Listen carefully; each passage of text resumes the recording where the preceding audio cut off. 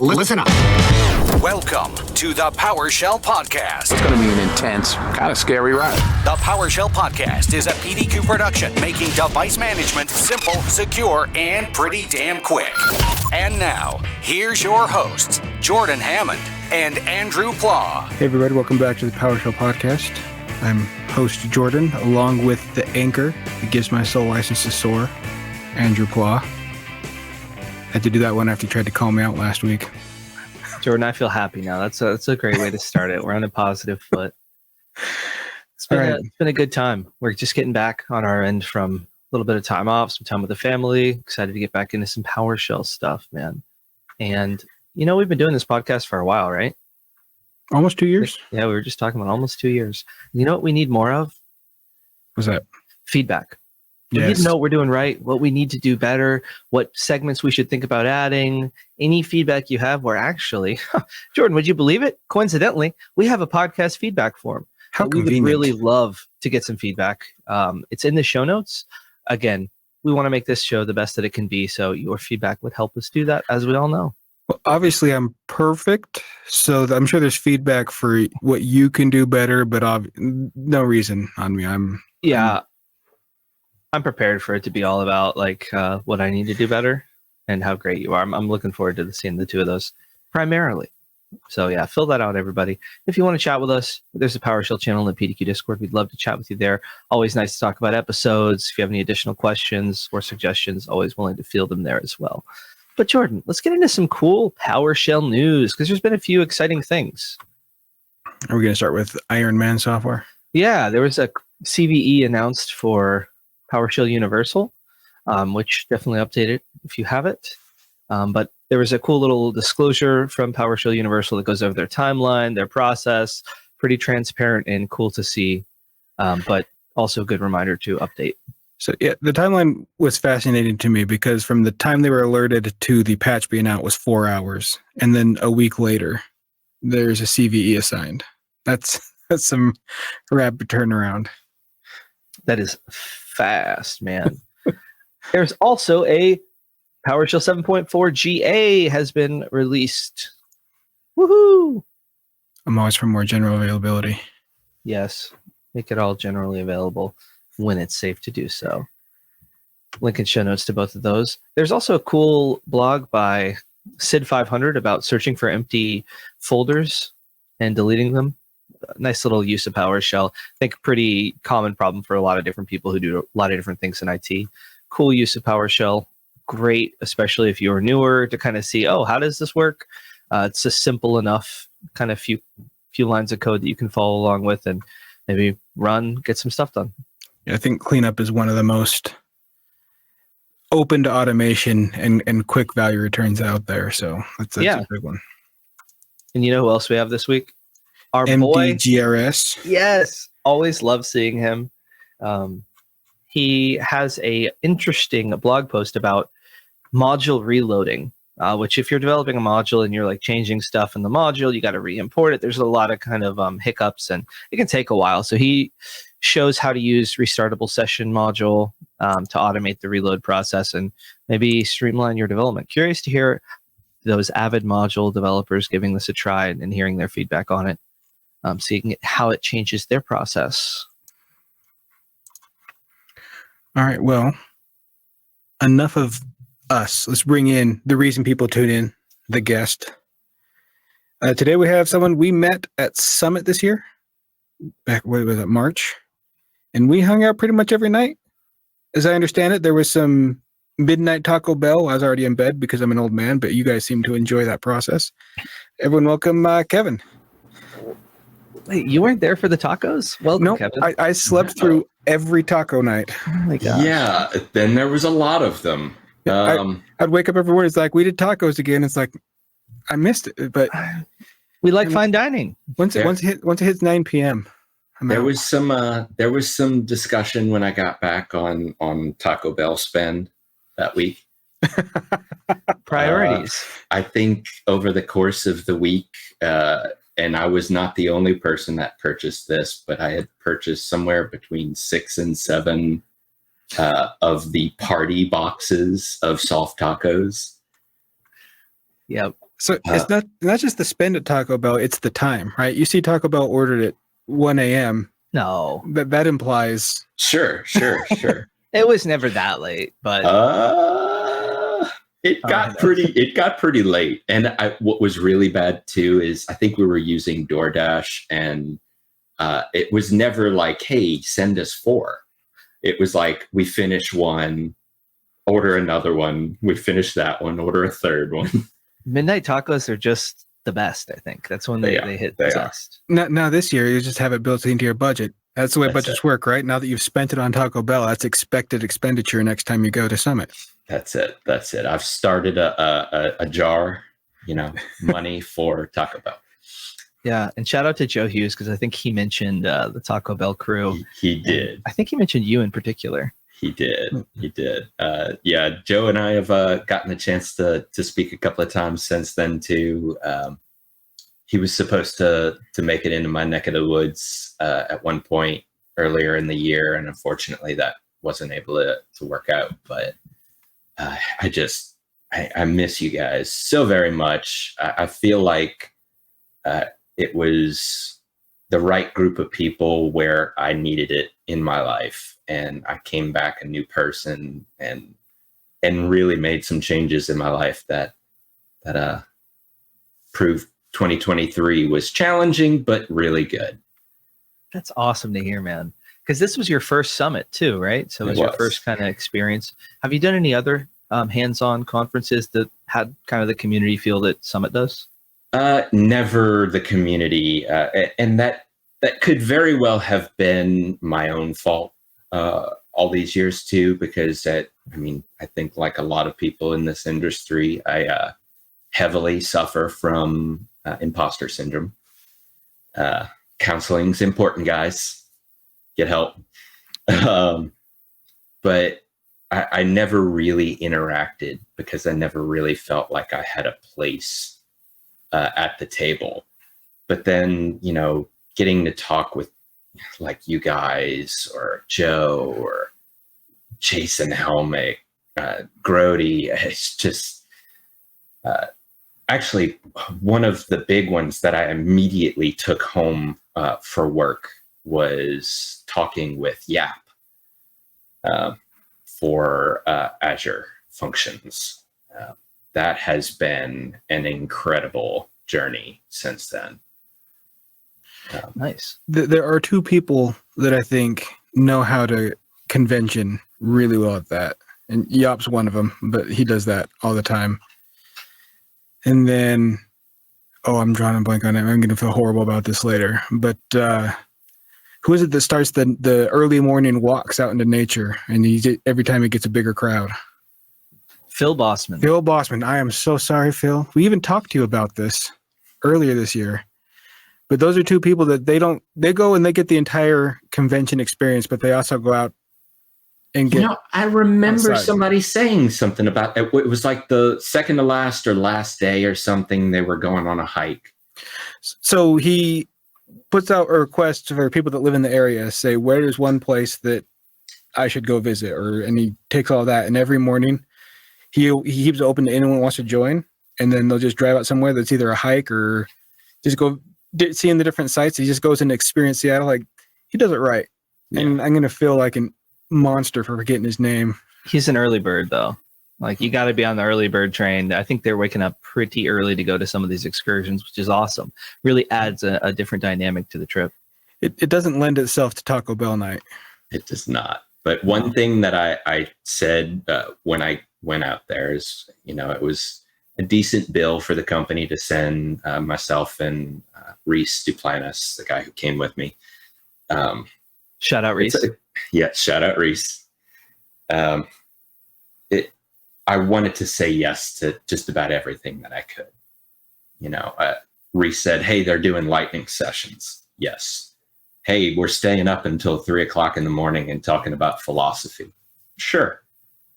It was intense. You mentioned lightning sessions. I don't want people to miss out on the title of your lightning session, because the title alone it says sales. Don't skip arm day. Your bicep will thank you. Yes. So it's Azure Research Management and Azure Bicep. It was, That's it. that title is amazing. So I had a mentor when I gave my first public speaking session at SQL Saturday in Baton Rouge. Stacy Vickner, and he was my manager at the time, and he said, if I can give you one piece of advice, name it something good, because they're not going to read the synopsis if the title doesn't draw them in. And that one predates ChatGPT, so I no one can say that I was using AI to generate that. It was a heck of a title. Appreciate that. Nice. Yeah, that was a very fun week. So you mentioned getting some takeaways from Summit in that week and kind of it being transformative. Do you mind sharing some of those? Are those more technical? I know you mentioned Azure Functions, more personal, more community. What type of stuff were you taking away? Yeah, I'd have to say the biggest one was interpersonal, and me, understanding me and how I fit in this grand scheme that, this machine of PowerShell that has come so far from where I think 10 years ago, I probably wrote my first stupid script. And if I still had it, I'd probably cringe looking back at it. But learning about myself and believing that what I have to say, even saying this aloud feels weird, but what I have to say has value. And that's something I've struggled with my entire adult life, is feeling like, okay, let the adults talk. I'm going to sit here and listen. I'm at the kids' table. But having that confidence, I held on to that as much as I could when I came back. And I work for a company, Netgex is the name of the company. They are an online HR platform. It's drastic oversimplification, but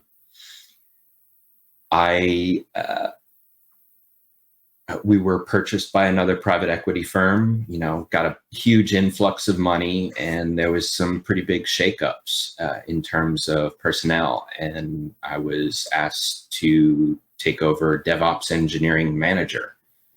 So this is my first managerial role, and it is eye-opening. It's a lot of different hats. Usually I'm guessing by the time I get back to one of 3 different instant messaging clients, there'll be over 100 messages waiting for me. But it's invigorating. It's exciting in its own right. I'm still, I'm working with my manager. Roughly about 15-ish% of my job is managerial. The rest is a working manager. I always knew I never wanted to step away from the tech entirely and just manage people. That's great for some people, not for me. So based on the amount of home projects we got to see while you're out there and talk about, I'm not surprised that where you take all of the IT stuff at home and build out all that you would find it unacceptable to leave that behind at the office too. Yes, it's invigorating. I like the challenge. I want to learn how to speak better with the developers that my DevOps team needs to communicate with. So I have to keep up with their technology, keep up with our technology, learn how to communicate the differences to them. And also 3 people that all along, it turns out I've been mentoring to the point of almost managing. It's just managing in name now. Mm-hmm. I have to learn how to approve PTO and time cards. That's fun. It is kind of nice though. Like one of the things I enjoy about the community, I'm not currently a manager, but it's like having those relationships with people and being supportive for them when you can. Obviously as a manager, it's more of a formal thing, but then getting to see them grow and succeed. It's so, for me at least, so invigorating, and it's so exciting, especially when you're when you are able to be connected with like the purpose of your work and like the impact that it has, it seems like such a fun thing. I definitely would like to get into management at some point because I love that. Like in video games, I like the support role where I help everybody kind of do their best and shine. Yep. And I think that that's sort of what a manager does in a certain way. They're necessary, just like in a support role in a video game. I mean, you can have a bunch of tanks, it's going to fail. You can have a bunch of, as much as I hate the term, rock star developers, but if you don't have somebody orchestrating, it's not going to go well. Egos are going to get in the way. Yeah. And to your point earlier with some of your takeaways from Summit, you mentioned realizing that your voice has a purpose. I think that what you're mentioning about having different roles on your team and different personality types on your team and understanding that every perspective is valuable makes it easy for me to value my perspective, at least. When I'm able to see the value in someone who's maybe a beginner and see the value in the perspective of someone who's maybe an expert in the particular product or something adjacent that might have similar views. Like when you can see all that, you can, for me, it's easier to be like, oh, well, what I have to say matters too, especially if I'm communicating it in a healthy, productive way. Yes. Yep. And that's the key too, is the healthy and productive. Yeah. That's the part that, everyone is going to struggle with. I struggle with too. I mean, because you get so passionate about this. That's one thing that people in our field, I feel, do not have any shortage of, is passion. If you're in it because you love this job, and if you're passionate, egos are in play, tempers can flare, and learning the importance of walking away and coming back and looking at it from that other perspective. Yeah. So have you come to any point now where you felt something was the right way, but you had an employee that wanted it different and they were compelling enough that you let them run with their vision? Or is it pretty much you want to stick within a certain method? Being used to being that code monkey and having, my set ways, here's how I write scripts, spacing, tabs versus spaces, do you align properties and hash tables? I've had to learn to let a lot of that go.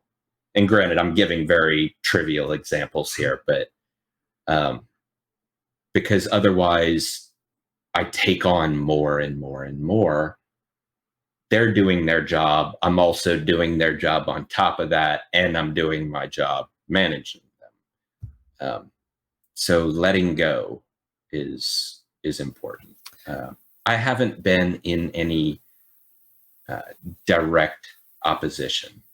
The guys that I'm managing now, I've been working with them for years now, and we're all just so very, very similar. I had a hand in interviewing all of them from the start too, and I knew they were all fits from 20 minutes into the interview process. So we think alike, and I'm very lucky to have people that are as interested and as like-minded on my team.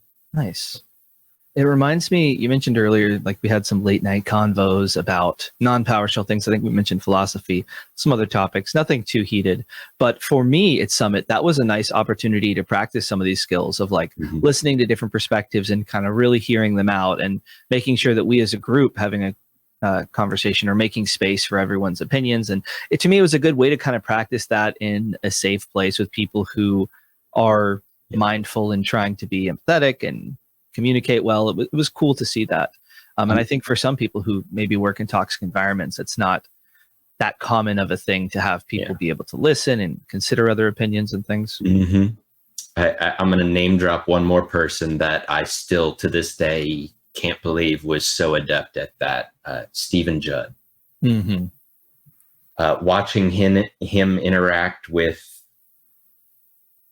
some out there theories over the course of these conversations, he stripped himself of every opinion that he had before trying and understood what was being said before trying to formulate an opinion or even a rebuttal.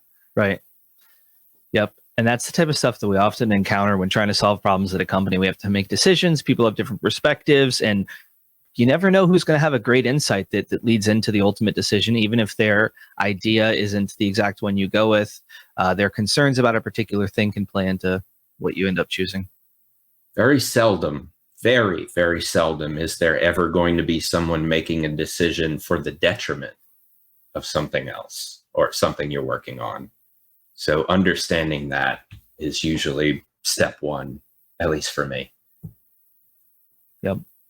I'm not good at it, but It hardly seems fair that one person has extremely high IQ and EQ like that. Like, have a flaw, man. We all have flaws. For me, I like to think about emotional intelligence and communication, not because I'm really good at it, but just because I see the value of it and the work that I've put into myself. I've seen huge returns and seeing it in other people too. And then getting a job at a place where that's kind of valued culturally throughout the whole place. It's like been a bit transformative for me, at least in my current role, at least, and seeing how people communicate. I love PDQ's YouTube shorts on IT therapy, like the therapy sessions. Mm-hmm. It hits me a little close to home, but yeah. Those ones are fun. I want to see something like that at Summit.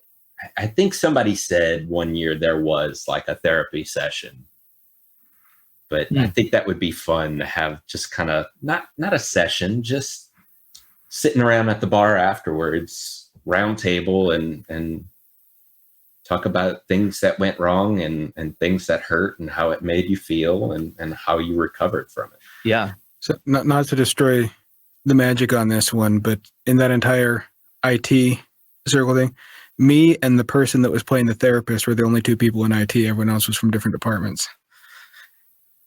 You know, I mean, maybe that helps them see what they do to IT. We did go to a bunch of theater majors. That's nothing wrong with that. Reese actually, I know he spoke about it in the lightning session, the bar session where you guys, we chatted with y'all. He did improv in college. So he usually is way better at communicating in the moment than I am. Yeah, that's to say not in IT, and they're not in the sysadmin role, but Jake, he's the one that does all the editing of the videos. Like, he's a very technical person, and JJ, that I believe he's the last one to go. He wrote the code for automating a lot of our webcasts that we do. So they're not in IT in a general sense, but they're very technically proficient.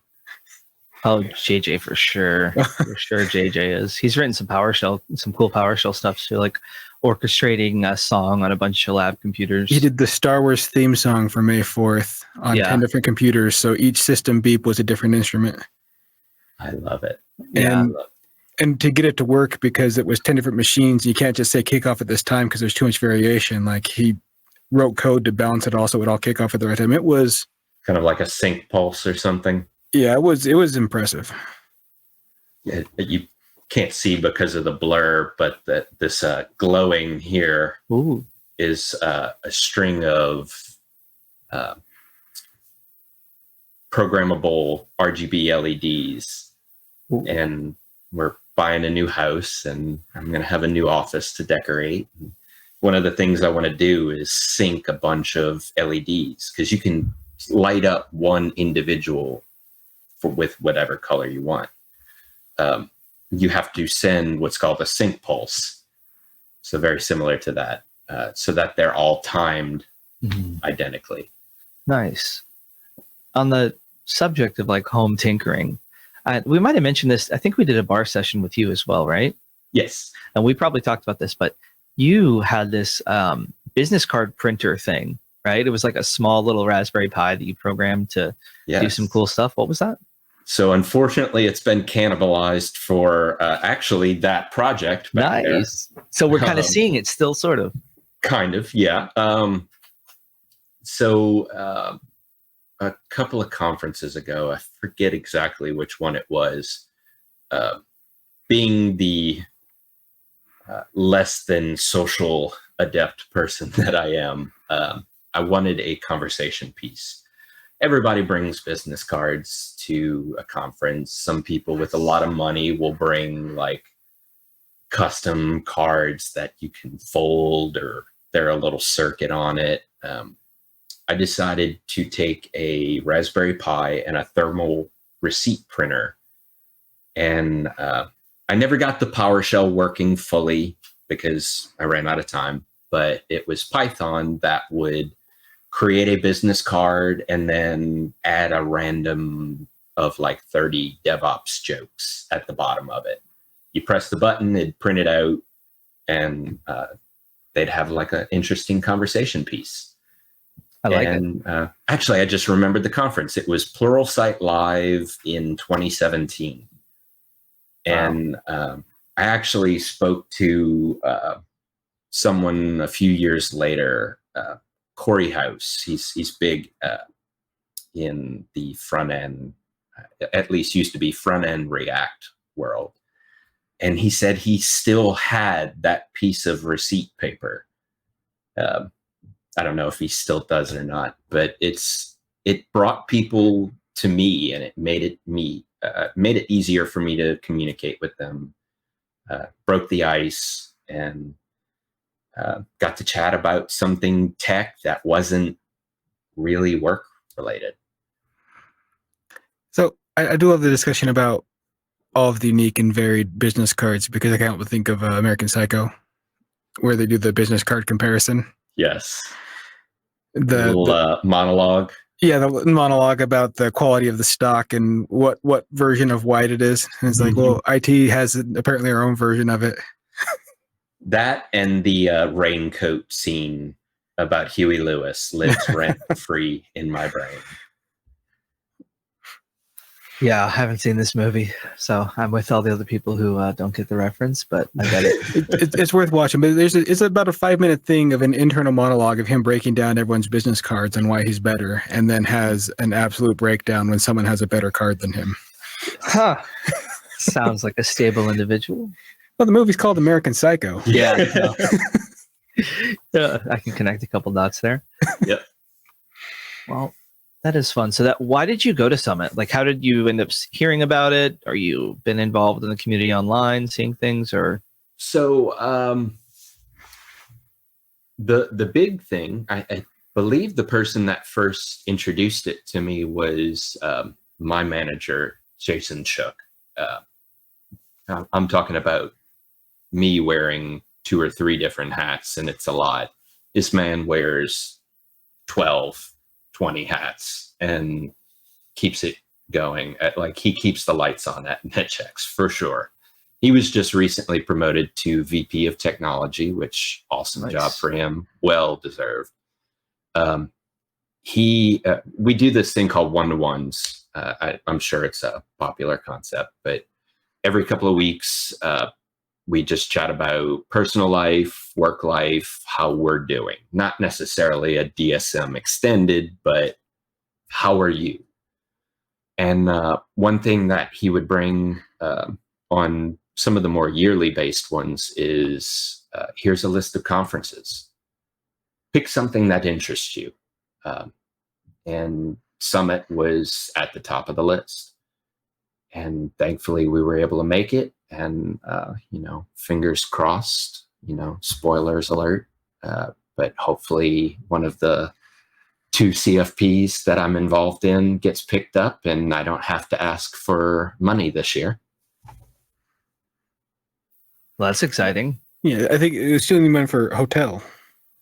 Still for a hotel, but yeah, not for the actual conference itself. Nice. So you submitted a talk, or?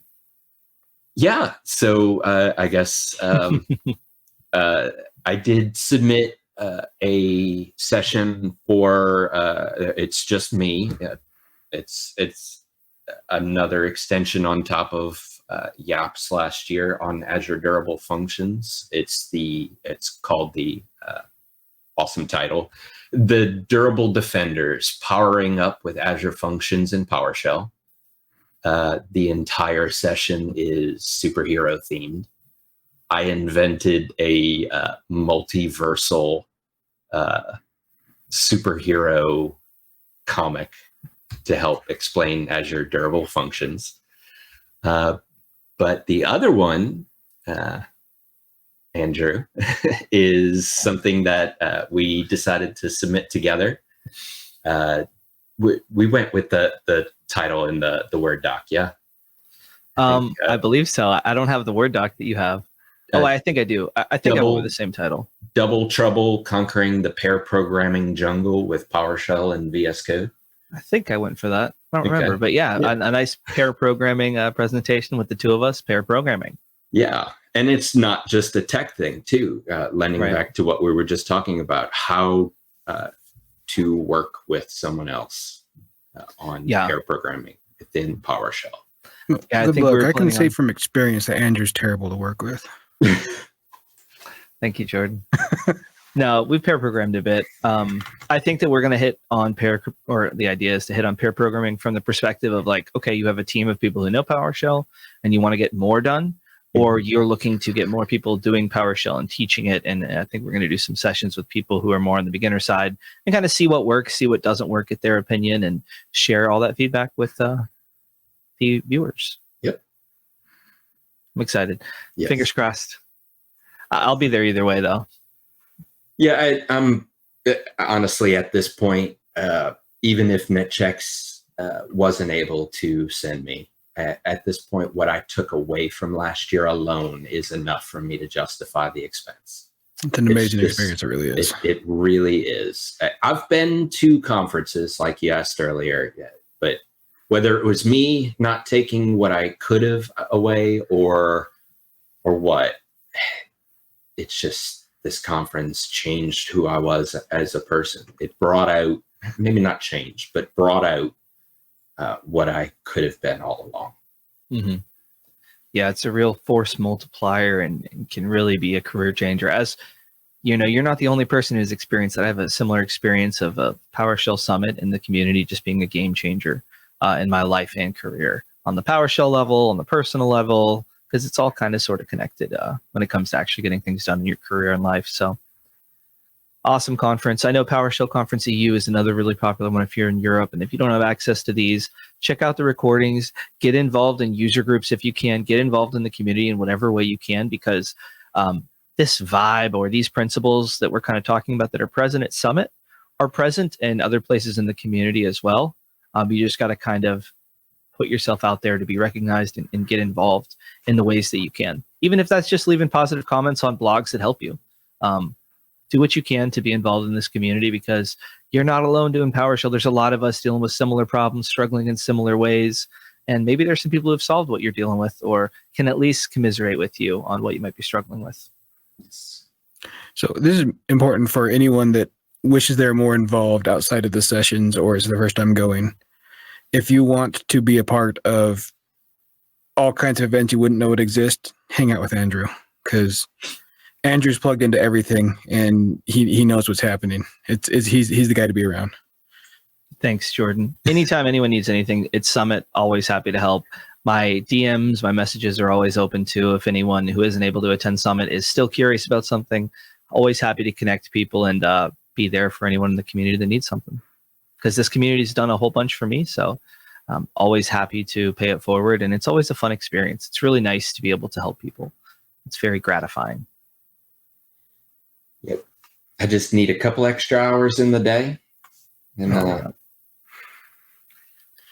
it's important to carve out the time. And that's another thing that I have not been great about. I know I signed up for the blog post and I signed in the Slack for the first time on Thanksgiving, I think in months, and saw a bunch of messages about it. And I'm like, oh no, I was supposed to do that.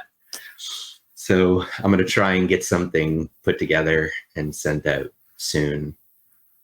I mean, do it soon because Sean seems like a nice guy, but he'll hunt you down. Oh, yes. He'll hunt you down. He'll punish you. No, I can relate to that. We can only do so much. I think even people aren't able to always follow through with all the things they'd like to do. because I think we all have a lot of ideas that resonate with us, but there's only so many hours, like you mentioned. So just do what you can. That's all that matters.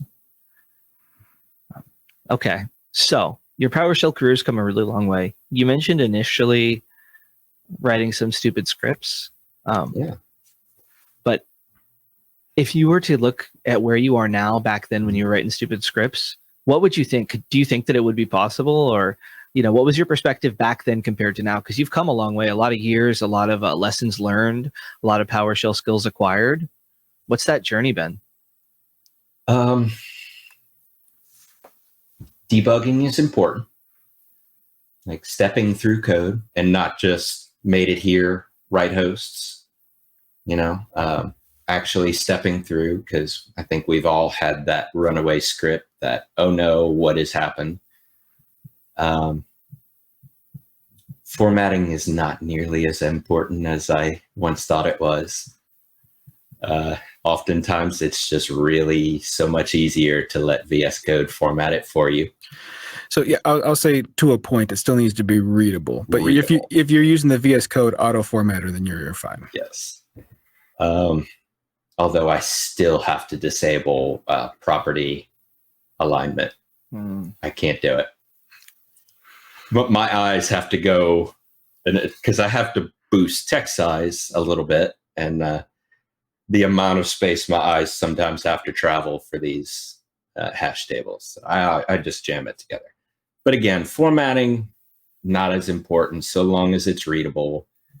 Documentation, I know it's probably at the top of everybody's list, and it's probably at the bottom of everyone's to-do list as well. But especially with the advent of Copilot and like tools, I find myself writing more documentation purely for driving better suggestions from something like Copilot. Also, decomposability. You start off with scripts that have 30, 40 parameters. And that's great. It does everything. But again, you're talking about your readability there. So breaking things down. My traditional background is .NET development.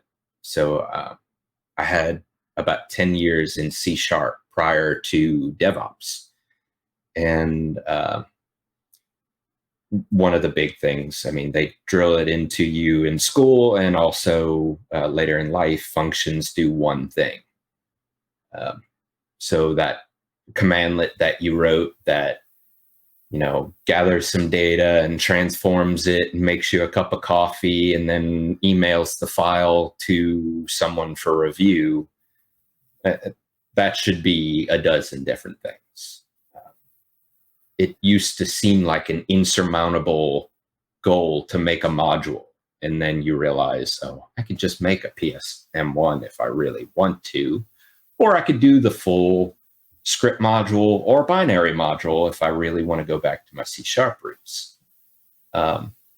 So learning that it's not rigorous. Go with the flow. I think that planning things out too can be really helpful with being able to do that, especially when you're earlier on. Yes. At least for me, that's what I found. It's like, okay, my brain, one function to do everything, like you said. Mm-hmm. But I think you're talking about more of a functional programming approach where like everything kind of does one thing. And if you're able to write out what you plan your module to do or what you're trying to solve, and you get those functions, well, then you're able to just kind of pipe things together, and it becomes a lot easier to wrap your head around things. I've found like you can share that script with other people. They can read the names of the commands that are being ran together. It's somewhat logical. It's not this huge convoluted function with a million things going on. Yep. Yeah. Especially if you want it to be supported by other people, like you can't be doing that. Sure. Yeah. Having it be maintainable by someone other than me, that's important. Especially now, taking more of the managerial role. A lot of the modules and scripts that I have written in the past are now being edited. And I got to say, I got a PR for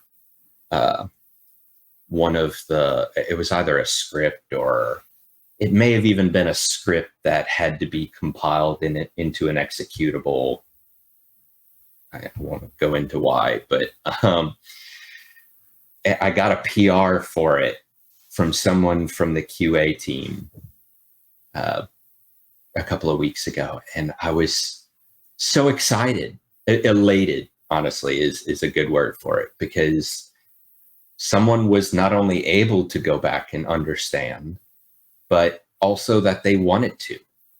They didn't just say, here, fix it. They dove in and fixed it. And that was really rewarding. You kind of mentioned formatting and some other stuff, and we're kind of talking about subjects around repositories, but do you make use of a .vscode folder at all? I do, and I got to say, I bounce back and forth between .vscode and the workspace file.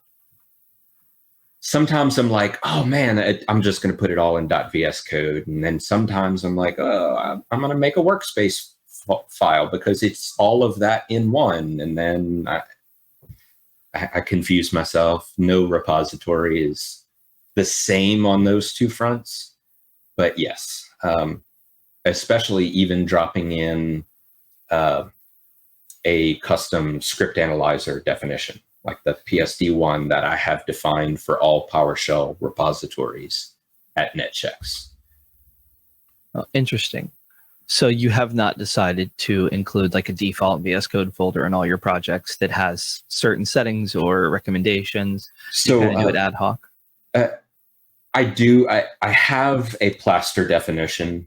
And on the occasions that I do remember that I do in fact have that Plaster definition that will build all of that for me, I'll use it, but then I'll realize, oh, well, I changed my mind about this VS Code extension or this PowerShell module. Mm-hmm.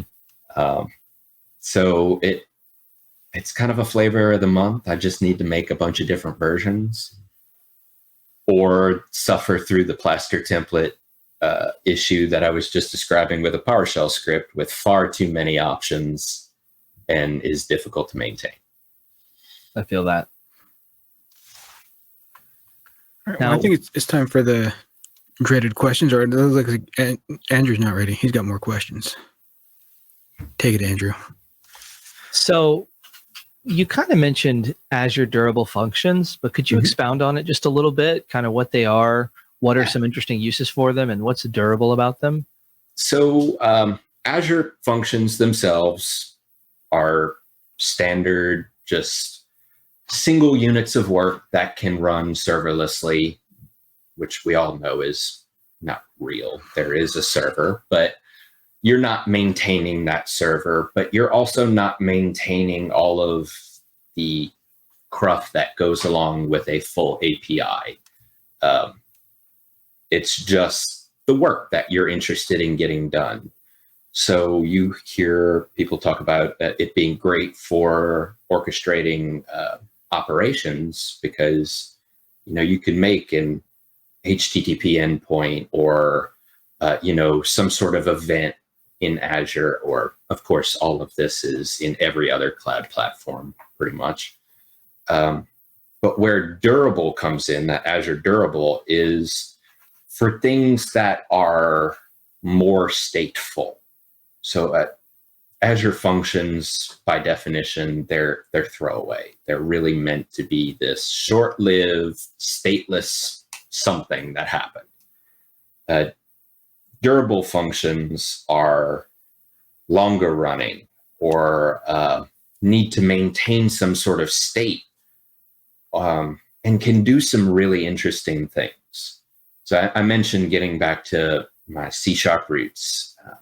So for the first time in probably 5-ish years, I'm on a development team as well. That's another one of my hats, is being the DevOps representation on our new platform engineering team. And we created a event-driven function app written in .NET 7 using C# to not only chain a bunch of events or actions together, but also to fan out and back in this process. So we can do a bunch of stateless stuff and then collect the results, and then a bunch of stateless stuff with those results, and then collect those results, and then return the final result. That's where, that's the 50,000 foot view. There's a lot more intricacies I'm finding as I learn this. But it's been amazing just seeing what else we can do with this. For instance, the second demo in my Durable Functions CFP is currently we have an Azure automation account that stops all of our team environments at a particular time and then starts them up again in the morning in time for a developer to be able to use it. It's completely synchronous. It's very error prone. I think we're up to like 9 team environments, each with 10 virtual machines and maybe 15 APIs that it starts and stops. If something fails in that, then the environment isn't determined to be broken until a developer is trying to start their day. With Durable Functions, and what I'm going to prepare for that demo is a brand new front end for it, which is kind of ancillary, but an orchestrator, a durable function orchestrator that takes in that scheduled event and says, okay, here's the VMs that you need to start. Here's the APIs that you need to start. You can do all of that at the same time. Go do that statelessly, return back the results, and I'll record it when you're done. Or, hey, this one failed. I'll let the user know that that particular piece failed, or I'll even try it again, because you can do retry policies. So the code being executed in the Azure function is written in PowerShell?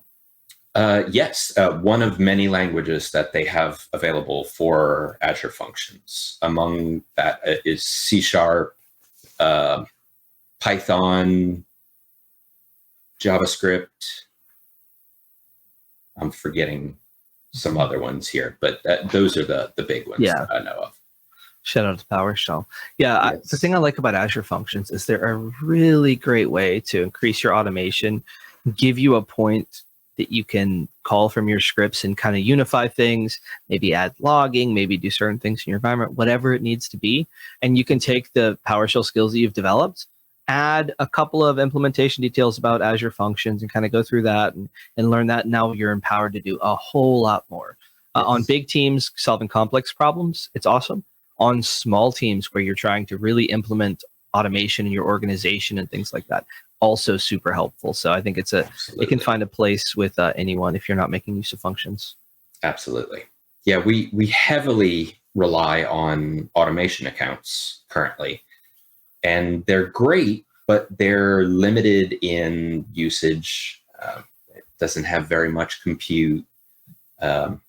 The real winner is hybrid workers, the ability to have an agent on a virtual machine that is running instead of this cloudless or a serverless cloud agent that a function would be running on. So those make it easier to do scripts that need to be run on a VM. Everything else, it's so much easier, faster, more efficient in a function. So I've been thoroughly impressed thus far. Nice. Oh, looking forward to learning some more about functions. Also, easier source controlling. That is a huge thing. Yeah, because you can define the function as just files, right? And then check it in and can manage that whole process of contributing and making sure things are good. Yep. Or even deploy straight from Visual Studio Code, or pipelines. All of the above. Yeah, there's some cool extensions in VS Code. Definitely worth checking out. So many. Oh, yeah. I think I'm up to like 200 that start with VS Code now. Ooh. I need to go through and cull a bunch. Yeah, at a certain point, it has become counterproductive Like you would think the amount of conflicts you open up for that one, or yeah, you would think at this point. Usually, I let an error happen before I go back and start deleting a bunch of stuff. I guess it's better to have it in for when you need it than have to go find it every time you do. I need to get better with VS Code profiles for that. What are your top 3 favorite current uses of AI? Wow. Copilot, of course. I mean, I was on the bandwagon about as early as I could be on that one. But immediately thereafter, of course, Azure announced their implementation, their close partnership with OpenAI. And I got our name, NetChecks's name on the waiting list for Azure OpenAI, which is a self-hosted, essentially, OpenAI instance, all of the models that you're used to.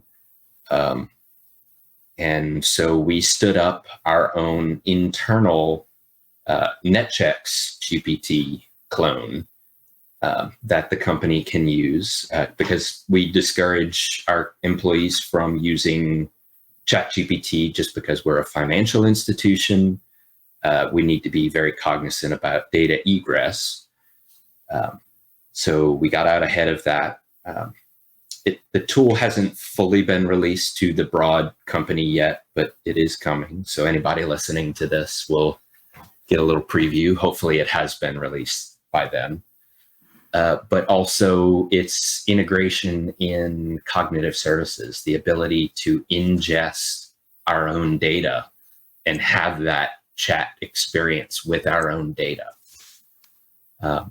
Microsoft released their AutoGen library. Granted, it's Python, I know, PowerShell, and I'm not a Python guy, but I'm learning in the world of AI, you got to learn a little Python.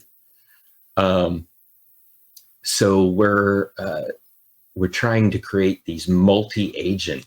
It's a group chat of agents. Instead of just communicating with one, you're communicating with specialized agents that you've defined. I don't have any references in front of me, but there's been white papers that have been published that show, even if it is the same LLM, the fact that you have defined that system prompt differently, maybe given it some different data for each, the communication between them, because it's not just communicating directly with you and then you communicate. They talk to each other and produce a better solution in the end. So I'm very curious to see where that goes. I'm trying it again, trying to learn Python, so I'm a little slow. But I think that's that was pretty only cool. 2 thus far. So it's sort of like you're adding a filter sort of on top of OpenAI that just further reforms and goes through additional prompts and results in a better thing. That's pretty cool. I wouldn't, maybe filter's a good word. I would say specialties.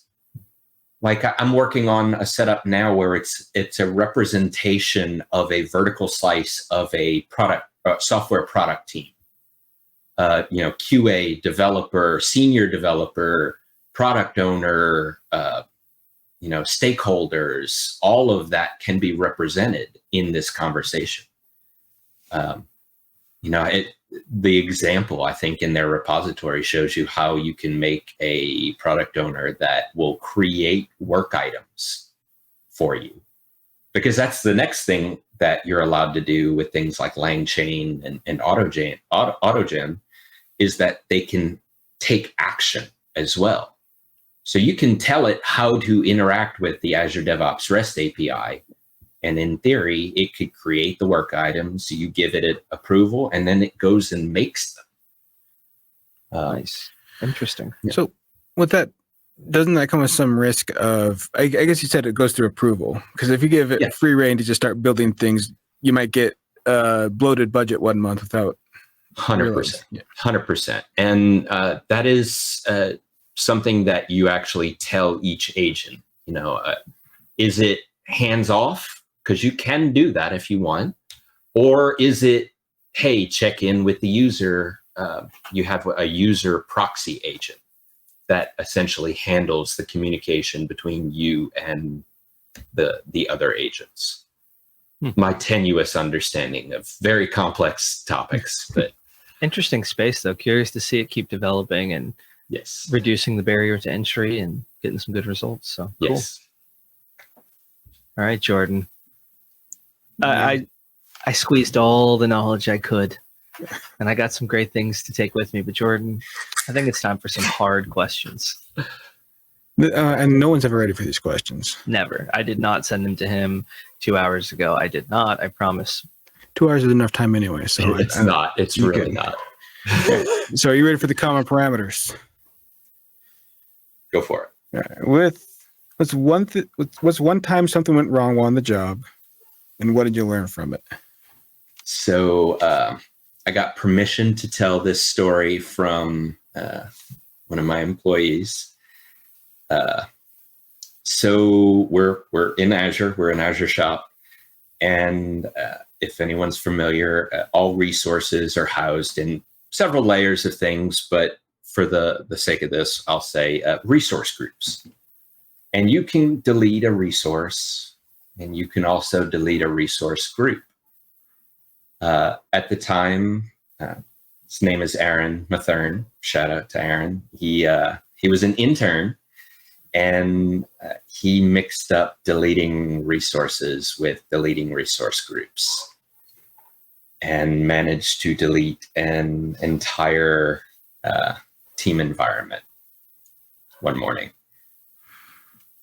Talk about panic mode. Microsoft Sev1 call.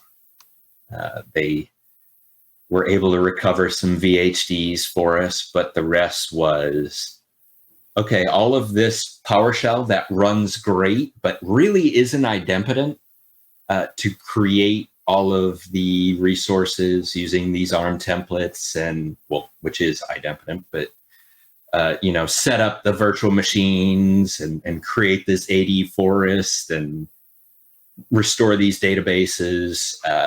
We need you to take all of that and fix this team environment by this afternoon. And we did. We came together on a swarm, which is like pair programming on steroids. And we were able to put back an entire team environment that would normally take at least a few days to put together from new. We were able to put it back in roughly a day. And we do not go a week without giving him a hard time about it. It's a running joke now. Just anything goes wrong, anything goes missing, we ask Aaron if he deleted it. The funny part of all of that too is the very next week, we offered him his full-time position. I was going to say, because he said he was an intern at the time. He was an intern at the time, and the very next week, because we saw that he not only just clammed up, he stepped in, he helped fix it, and he learned from it. So that's the big one. Ownership of your mistakes looks really good. I mean, the ideal is never make a mistake, but that's not realistic. But when you do make a mistake, ownership of it makes everything look better. It's not just little Bobby tables. I think we've all had our, oh no, I just dropped a table in production moment. But it's how you respond to that. What are you going to do? You messed up. What now? Yep. It's good perspective. Yeah. All right, you ready for number 2? I'm ready. Everything you know now, which we just learned, it's a lot. What's one bit of advice you'd like to go back and tell your younger self? So I did ask I was getting the assistance of my team this morning on DSM with some of these questions. What is DSM?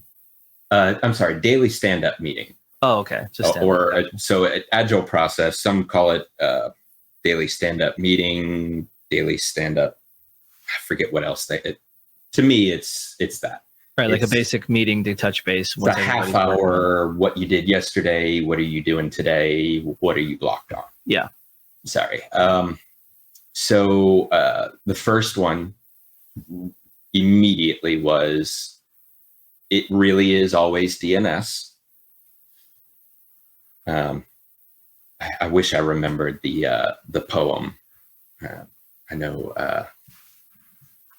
there's a famous poem about DNS. It's like it's not DNS. It can't be DNS. It was DNS. Oh, the haiku, yeah. The haiku. Thank you. I could not think of that word. And then also never fix a printer / always feigning ignorance around family members about IT. That's an important one. Yes. I have actually Reese, it's probably once a month that I feel like he's going and fixing one of his relatives' printers. So that's a big one. But also, in all seriousness, knowing what you don't know and knowing that that is okay. It really is. Don't be upset about that. No one expects you to know things that you're just learning. And it's okay. Yeah, the big one with not knowing is how you communicate it. I don't know, and you just want it to drop there, looks bad. I don't know this, but I'm happy to go learn it, looks great. Mm-hmm. So it's okay to not know things, but you just want to make sure that you're communicating that you're happy to go and learn it and continue the process, not that that's the end of the discussion. And also not pretending that you know it. Yeah. And then, so common. Yeah. It's going to be okay. Take a beat, read some docs, RTFM, which does not happen often enough. Or I think the new one is JFGI. Just Google it. It seems fair. Yeah. It's somebody out there knows it. It's okay if you don't know it. But I I'm a very handsy guy too. I build things on the side. I have a shed full of tools that are very dangerous to my personal health. But I liken this career to my toolbox. I always want to learn something because that's another tool in my toolbox that I can pull out later, probably dust the rust off of it, and I have something for the job. So I can vouch for that, though. Your backpack was like the all-encompassing tool that everything. Does anyone have? And the answer was yes, and it was you. You had it. Yes. I never was a Boy Scout, but I take that mentality. I feel like I even mentioned that in the bar session. I never was a Boy Scout, but I am always prepared. And the one time I don't have something, like at conference, I took my Bluetooth presenter remote out of my bag. And I'm like, I'm not going to need it. And lo and behold, I give a lightning session that I could have used it, or someone in their session was like, mine's broken. Does anyone have one? And I'm sitting down like, I did. See, that's it. Most people are like, no, and that's enough. But you're like, I can't believe I don't have one. I have it at home. I know where it is. All right, last common parameter. This one is by far the most difficult. I also just got the joke, though. I just got the joke, and that is fantastic. I'm slow. I'll get there. What are your 3 favorite modules? So I had it down to 6, and I'll explain why 2 hours wasn't enough time to answer these questions. Is because an hour and 45 minutes of those 2 hours was actually spent writing a PowerShell script that read all of my PowerShell transcripts and then tried to rank the modules I had installed based on usage. You can't automate the common parameters. I tried. However, so I'll exclude the obvious Azure PowerShell and Microsoft Graph. Those are two that I use on a daily basis, and people in the company use my scripts that use those on a daily basis. Console GUI tools, the Microsoft PowerShell console GUI tools. I know about that. Amazing. Yeah. I love those. Yeah, you gave the GUI talk last year. TUI, but yes. What's that? TUI. Yeah, yes. But yeah, console GUI, same thing. Yeah. Like that's how I swap between my Azure CLI subscriptions, Azure PowerShell subscriptions. It just opened. I wrote a function that opens that up, and I choose which one. Nice. We mentioned PowerShell AI already. Burnt Toast is a really great one for notifications. And the last one that I have to mention is, and I'm going to preface this by saying, do not, if you don't know what this is, do not Google just the name of the module. It's NSFW. However, the module name is VS Team, all one word, but add PowerShell on the end of the Google search or go straight to PowerShell Gallery. It is the Azure DevOps REST API PowerShell module. Oh, very cool. And that one has saved my bacon so many times. Hey, we need you to make this minor change to 30 pipelines. All right. They're YAML, right? No, they're classic. All right, well, I'm going to download the JSON, change it, and then re-upload it. I make full groomed features with user stories and tasks and details in it based on a YAML file feeding into this module. It is a superpower for sure if you deal with Azure DevOps at all. Link in show notes. That's a great suggestion there. Yeah. We'll make sure there's a link directly to it so people don't have to risk the Googling. Yes. Yep. Google it on your personal machine if you must, on your own time, and then don't blame me with the results. Yep. Just link in show notes, everybody. We got you. That's it. All right. Well, I'm sure you're aware, Kevin, but you have been in the presence of a true legend. A person who has mastered a craft to the point that the first ever superhero comic was they're trying to capture the essence of Andrew and failed because he's just too great. They tried. He is magnanimous. I like it. But we get a front row seat for him to spin a shill the likes of which no one has ever seen before, and we're going to be better for it. Take it away, Andrew. Let's go. Yes. Thank you, Jordan. Thank you, Kevin, for joining us. And thank you, listeners, for listening to us. We're here every week. We love you. We love the community. Give us a like, comment, subscribe, or a comment if you're on YouTube. If you're listening to us on Apple Podcasts, give us a 5-star review.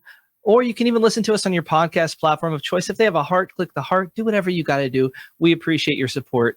And if you're listening this long, you're a true friend of the podcast. And frankly, we really value your support if you've listened to the whole episode. So check out the show notes. Please give us some podcast feedback. We would greatly appreciate it. I'm Andrew Pla. He's Jordan Hammond.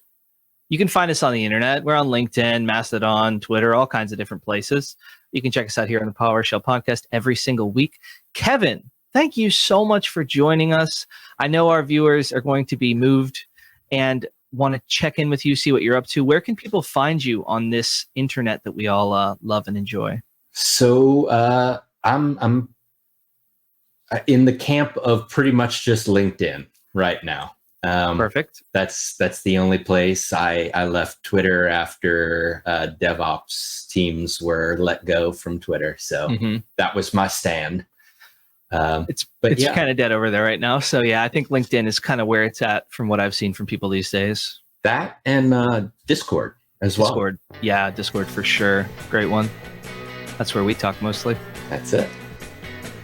Awesome. Thank you guys so much. It has been a pleasure. Yeah, this was awesome. Thank you. Yeah, thanks so much. Thanks for listening to the PowerShell Podcast. The PowerShell Podcast is a PDQ production, making device management simple, secure, and pretty damn quick.